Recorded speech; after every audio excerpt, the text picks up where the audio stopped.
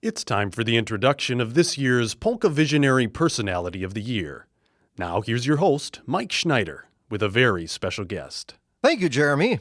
This year's Polka Visionary Personality of the Year is one of the industry's most colorful talents. His adaptations breathe new life into classic polka songs, and his accordion playing was unlike anything the polka community had ever seen. Contrasting his in-your-face accordion style is his personality, almost humble to a fault, during our interview. Our Personality of the Year has won every major award from the National Cleveland Style Polka Hall of Fame, except maybe for Vocalist of the Year. But there's a very good reason for that. My fellow Polka Visionaries, it is my pleasure to introduce this year's Polka Visionary Personality of the Year, Mr. Eddie Rodick. And Eddie, we'll start with our customary first question. How did you get your start in polka music? My start was not like everybody else's start. A lot of the musicians in Cleveland, they were in Cleveland. They knew everybody. They knew all the big ones, the great musicians, the Habits, the Yankovics, Pecans. I was born in this area where we're at right now, recording this. My dad had 2 polka albums. 2. And it happened to be Johnny Pecan and Frankie Yankovic. On Sundays, polka albums would come out. 2 of them. Man, when I heard that polka albums, I was in heaven. I just loved it. Then before that, I was younger. I was like 6, 5. My dad wanted to take lessons on accordion. He brought a big black accordion home. He wanted to take lessons. Man, I'm sitting back there and I'm looking at that accordion and it's like the heavens opened up. And I says, you know what, Dad, I want to play accordion. You know what, we didn't have enough money for both of us to take accordion, so he gave that accordion back, and I was forced to play one of those little white accordions. Oh, no. At 7 years old, I was playing accordion, and the teacher, who I just love, his name is Eddie Chris. Wasn't a polka guy, but he was a very good teacher. You could be playing, and he'd answer the phone, and he said, just keep on playing. And he'd turn around while he's talking, he goes, you missed the E. The guy was a phenomenal teacher. He was born to be a teacher, and I took 12 years of lessons. After I got out of service, I wanted to see this guy play. I went to a job where he was one time, and man, did he blow me away. He's playing like Miserlou and all these pop songs that he wanted me to play. But my teacher, he wanted me to be diverse. He wanted me to play classical music. He goes in jazz and stuff like that. Most of his students went to New York to play jazz. I was the only polka player, and he goes, man, Rodick, he goes, you got to play get your chops going. He goes, no. He put classical in front of me. He goes, I don't want to play that. I says, just give me a polka. So I got these polkas, and I love the music so well. Who would not want to be where we are today, right, Mike? You are absolutely right, Eddie. So you were exposed to jazz through your teacher. I was, a little bit of it. I don't think my teacher played a lot of jazz, but he knew of it. The guys would come and study with him when they were younger, reverted to jazz. So he would tell them that there's a great teacher in New York that does jazz. So your jazz influence and like some of the chords that you use when you play, you can't necessarily attribute to your teacher. No, I would love to play like Art Van Dam. He's a monster. I loved that guy. Rainy Day with so many chord changes. He was just amazing. Yeah, that's my idol. So you would attribute then your chords more so to your listening and fanship of Art Van Dam. Yeah, very little my chords. My chords ain't like his. He's amazing. How do you study jazz and polkas at the same time? You can't do it. You either have a love for polkas or you have a love for jazz. Jazz to me is something that I would love to attain at 75 years old. But you know what? I still try. I still listen to the jazz chords and stuff. Oh yeah, and you can tell in your music that the influence is there. You use different chords than most of the other polka musicians. You make your own mark to a tune that nobody else in polka has really done. Like I told you later, I'm not afraid to go out of the box and try things, you know? That's what makes it fun. You know, playing music makes it, it's supposed to be fun. And I make it fun for myself and for the people out there. And if it wasn't for the people and we just played for ourselves, that wouldn't be any fun, would it? Because if you project your music to those people that are dancing, that makes it good for both of us, the people and you. Well, speaking of your jazz influence a few minutes ago, listen to the chords in the second part of this song, Eddie Rodick's adaptation of Roger Bright's Sleepyhead Waltz, live from Casino Regina.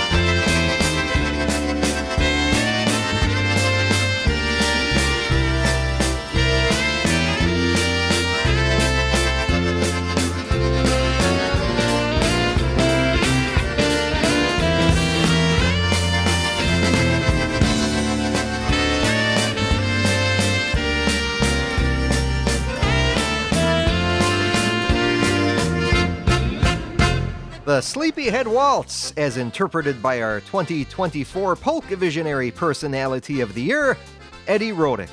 And Eddie, you talked about Art Van Dam. Who were your main musical influences growing up? Man, when I was real young, it was like Johnny Peacock, man. And when Joey came on the scene, love Joey Miskinen. Come on, who does not love Joey Miskinen? He's a musician's musician. The other day I went up to him, I says, you know, Joey, do you ever see these big-time piano players, the way they play? And he goes, yeah, but they can't do what you do. And he's a great guy, too. He gives me a compliment. Every time he sees me. Rodick, he says, every time you play with somebody, you still sound good. How could you not want a guy like that around, huh? Nice guy. So that was my influences through the years. And Art Van Dam was just such a great... He wasn't really an influence on me. I could never reach the level Art could do unless I had another life. And I died and I came back and I started. You know what I mean? And if I had like 60 more years left to go, if I could study, I could maybe get the tip of the iceberg of Art Van Dam. I went to see him at least 2 times. Did you get to meet him? Yeah, I met him, yeah. Very quiet, mundane guy. But his fingers and what he played, he was just a monster jazz player. He used to work for Soldier's Music down in Cleveland 45, 50 years ago. he was good friends with Dick Soja. He was there one day. As a kid, I walked in. He was behind the counter, Art. So those were my influences, you know. So you had your influences, but you also made your mark on a number of musicians. The banjo player from one of my albums, Ricky Papaleo, played with me. Never played a polka, Slovenian polka. I got him in a band. He played with me, and he was on one of my albums. He played banjo. Yeah, it's funny how I drug all these guys in the business, and they enjoy playing. And they're still friends of mine today. They come to all the venues that I play. I had a great career of mine. Played with a lot of good musicians. Including your son, Eddie III. Well, when I lost him in Nashville, I lost my right arm. I mean, he was my entertainment guy, the singer. He was entertaining everybody between songs or whatever. A guy like me with a voice like I got, you can't do much, but just sit back and just play an accordion. So, but that's okay. I'd rather have my son do what he does back in Nashville, and he's doing a great job. How did you get your son started in music? Yeah, he started himself. At 3 years old, we were playing a private party, and my son was there. He was 3 years old. He pulls on my pant legs. He says, "Dad, I want to play drums." Bambik had a setup up there, and he goes, "Okay," sat him on a chair, but he couldn't even touch the foot pedals. We put on a Perco record, and he kept perfect time. And then we bought him a small set. He still got it, by the way. You bring him back a lot of memories, Mike. So, like looking in the 80s and early 90s, when he was playing with you so much, and for me, if I could only listen to, let's say, 5 polka recordings for the rest of my life, one of them would absolutely be the 60 years of Cleveland-style polkas and waltzes. And that band you had at that time, in particular with Ron Sluga, going nuts on the banjo with you and Phil Cernick. Yep, and Frank. My son. Yeah, and Frank. I mean, that was an amazing. Phil Cernick and Eddie had a chemistry with each other, and Phil was young and he was in the zone. He wanted to play, and he did. But everything changes through time, People want to do different things, and I chose the band I had afterwards. I had, Kim on drums. Had a guy that played with the Polish band for a while, Jimmy Rivnak. Never played with the Slovenian band before. We took him underneath our wing, and he was a good player. He did good. Did he play bass? He played bass, yeah. Now, I have a recording of all pops. We did our thing, Kim and those guys sang great together. And when you do the pop stuff, you're playing mostly piano. Yeah, I was playing piano, yeah. But you started as an accordion player. That's how that was your first instrument? Oh, God, yeah. I fiddled around a little bit with bass and stuff, but I have to tell a story because Lenny Zdanowicz was a big promoter of polka music in Cleveland. Him and his wife were icons. They danced my music, they danced Polish, but he loved Slovenian music. I was in his garage one time. Art Perko was there. Now, Eddie Rodick does not play bass anymore, but Eddie Rodick picked up a bass and played with Art Perko. And he looked at me, he says, "Rodick, you should be playing bass all the time." I says, "I don't know anything about the bass. I just know a couple notes."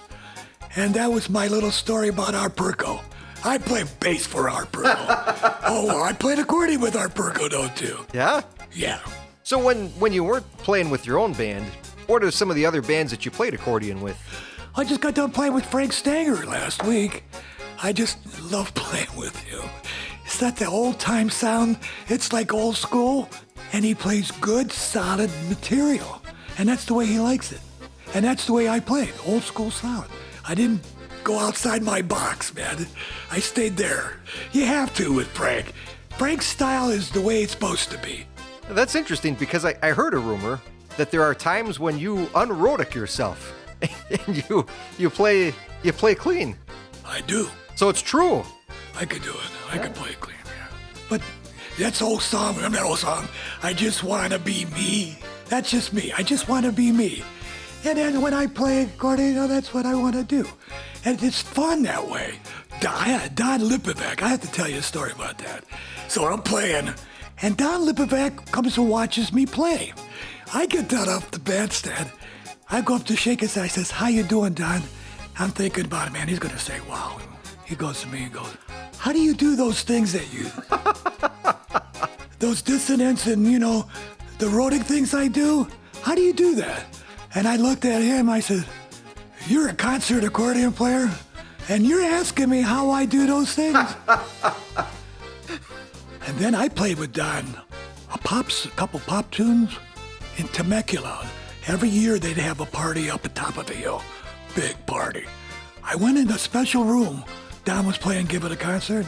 He comes up there, he says, grabs the accordion, says, "Come and play." We did a couple pop tunes. People from outside were coming in. The place was packed just to hear me and him play a pop song. You know what? I learned something about him. When he plays his chords, he not only plays the root, third, fifth, he plays with his little finger these notes that these big band players would play. He was phenomenal.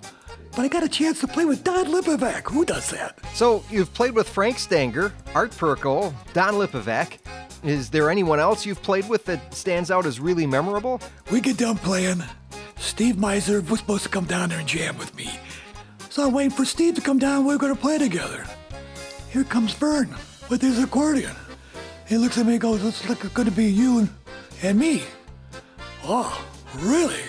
I want to tell you something. The man played my style. He played all the polkas that I knew. All Slovenian stuff. Bass. He just knew it all. And I looked at that guy and says, that man could play. Oh, we talked about Art Perko a few minutes ago. Let's play your tribute to him, the Perko medley, Eddie Rodick from his Polka Sweetheart CD.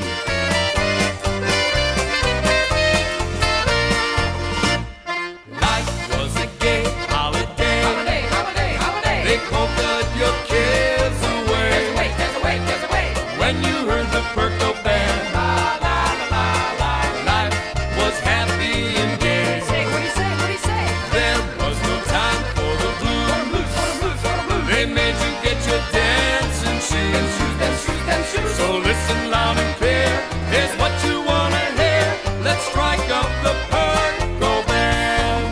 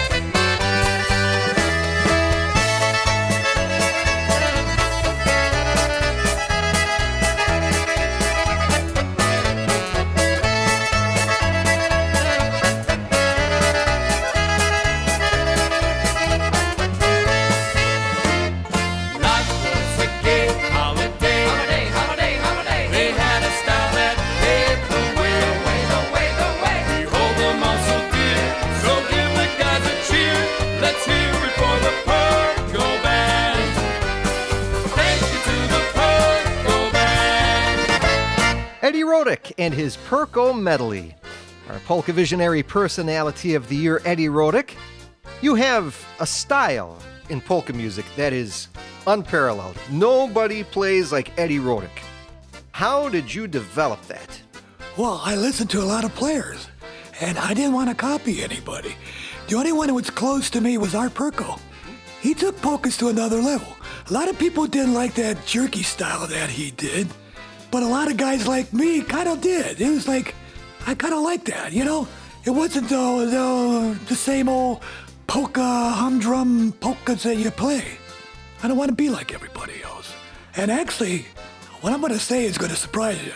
When I started playing, I never knew that I sounded like me. I thought I sounded like normal. I wanted to keep everybody interested. I want to keep myself interested. Like that part, when I play the third part of Slap Happy, where I chromatically run down and I go back to the same key. That's kind of cool. That is very cool. And Hank Fernandez asked me about that. You know, how do you do that? You know? And I says, you know what? It's just something that came to me.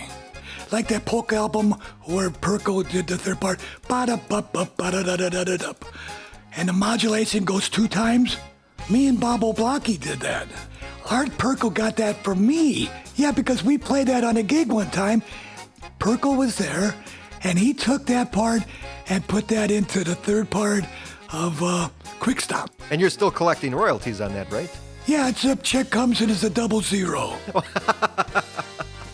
Now, there are songs that you do, and I'm speaking in specific of the Slap Happy Polka, that was written by Johnny Vadnal, and you've made it your own. Well, getting back to a guy's name, Lenny Zadanowicz, big polka promoter years ago. I just started in the polka business, and we'd have jam sessions at the Spotlight Lounge. The first time they ever heard me play. Lenny says, I have a song for you. You're gonna do that song, and you're gonna take it up a level. And I looked at that song, I played it, I says, hey, I probably could do this. And I got into the song, and I played it at the jam sessions, and it was a big hit. Then everybody started playing the jam sessions. Jamming polkas. Stevie Meisner. We were playing together, side by side. He'd get done playing, he'd go to the bar. He'd watch me play that song. And you know that chromatic change I did? The next time I heard him, he played jamming polkas, and that was in there. And I was flattered. Yeah, I was flattered that he would take something I would do and put it in Slap Happy. Jammin' Polkas was gangbusters, man. Best album he ever recorded. What kind of feedback did you get from Johnny Vadnal, and for that matter, any other song that you recorded of anybody else's? How has the feedback been to your adaptations? It's pretty good. I mean, I did Johnny a favor by keeping the song alive. Did you hear how he wrote that song? They needed another song. He went in the bathroom and came back out. He sat there for a while and took that waltz. Da, da, da. The Strauss Waltz. Yeah. He took the Strauss Waltz and he just ad-libbed it. I really believe, kind of on the same line, that you're one of the most underrated accordion players.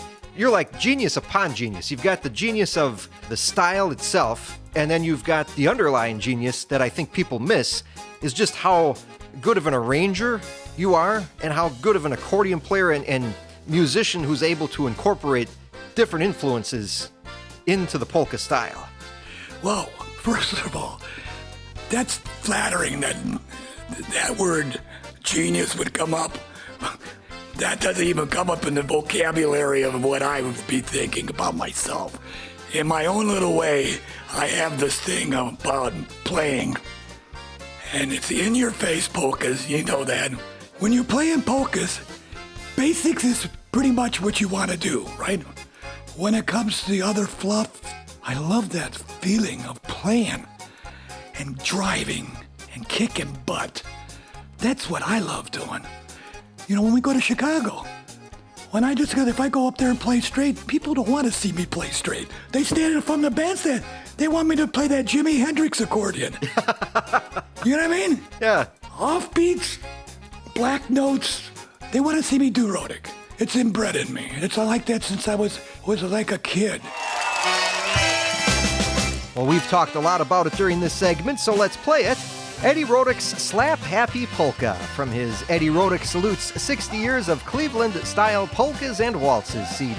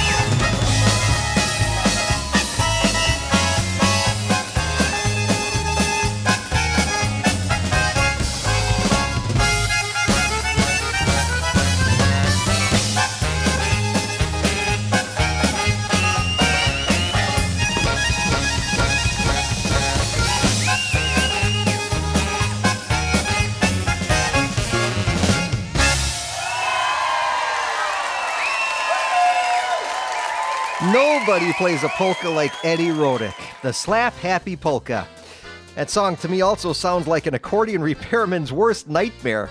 How many accordions have you gone through, and how many accordion repairs have you had to have done over the years? Well, it's too many to count. Don Wojtyla plays the accordion I used to play. And right now that accordion, it's on its way into the museum. I was in the repair shop almost every week. Every week? Yeah, I would bust a reed. Believe it or not, that accordion, Mike, when I got that accordion was so shrill. It was like the old-time reeds were in it. But after the years of playing, those reeds mellowed out. Now Donnie's got that box sounding pretty good. And what about the accordion you play now? Lenny's the Dance sold me that accordion that I play right now. And actually that's my go-to. I have the best reeds that money could ever buy on that. And you can't find them anymore. There was 5 sets of reeds. It had a blue tip on it, and it was like, out of my whole career, I broke 2. I got one. Timko has it in his accordion. And there's an accordion I'd like to have. Somebody wrote a letter to him saying Eddie Rodick would like to have that accordion. But some people get accordions that their spouses, when they pass away, they keep them for sentimental reasons, which is not good because it doesn't do anything for the accordion. Well, as we wind down, Eddie, one of the last questions I ask all of our polka visionaries is, what do you see for the future of polka music? What I would like to see and what I'm going to see, what goes around comes around. hopefully in another 50, 60 years, maybe this whole thing will come around again where these young kids will be getting into it. But what I see in the next 20, 30 years, I'm being honest with you, I don't see much. But the funny part is we have these sausage festivals every year. There's 1,000 people that come to it. But how many people dance to the polka? They go there to eat, to drink beer. It's not where people just love to be there for the polkas. Not that way. Not anymore. I would just love to have it.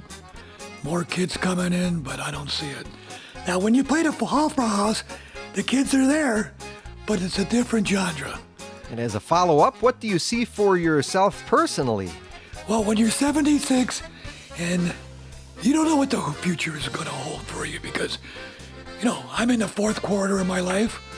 So you try to do the best you can and do what you love, and be true to yourself. And having 4 stints, luckily my heart is good. There's no arthritis, nothing's wrong. And because I've played 40 years, 3 times a week, 4 times a week maybe, but thank God I got my father's genes in me. So I think I got some gas in my tank. I'm going to keep playing a little bit. I still love to play.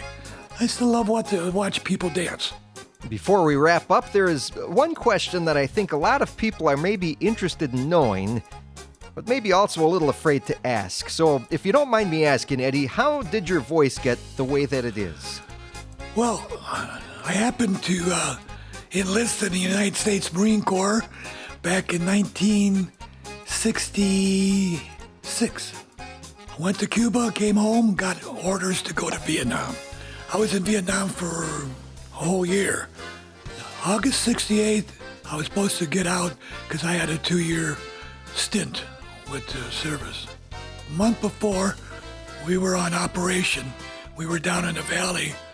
I was in artillery, which I was in mortars, and I got wounded. I got shrapnel in my vocal cords.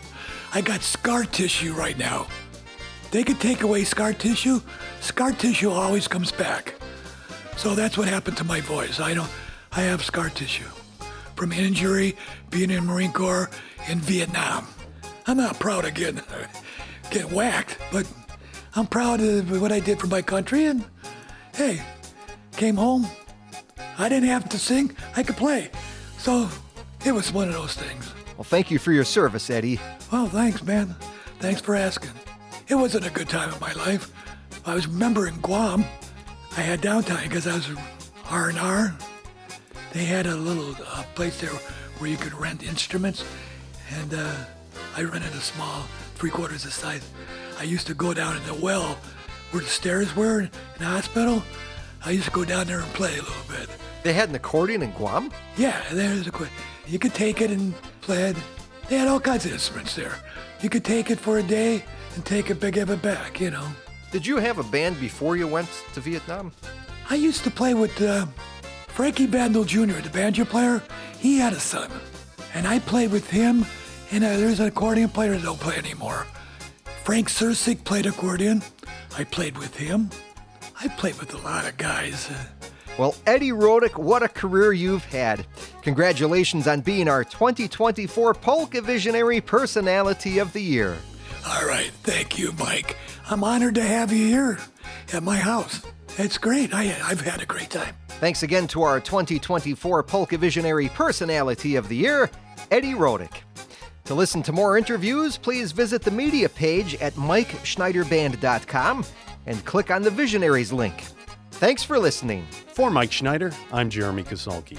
This has been a presentation of the Polka Visionary Society.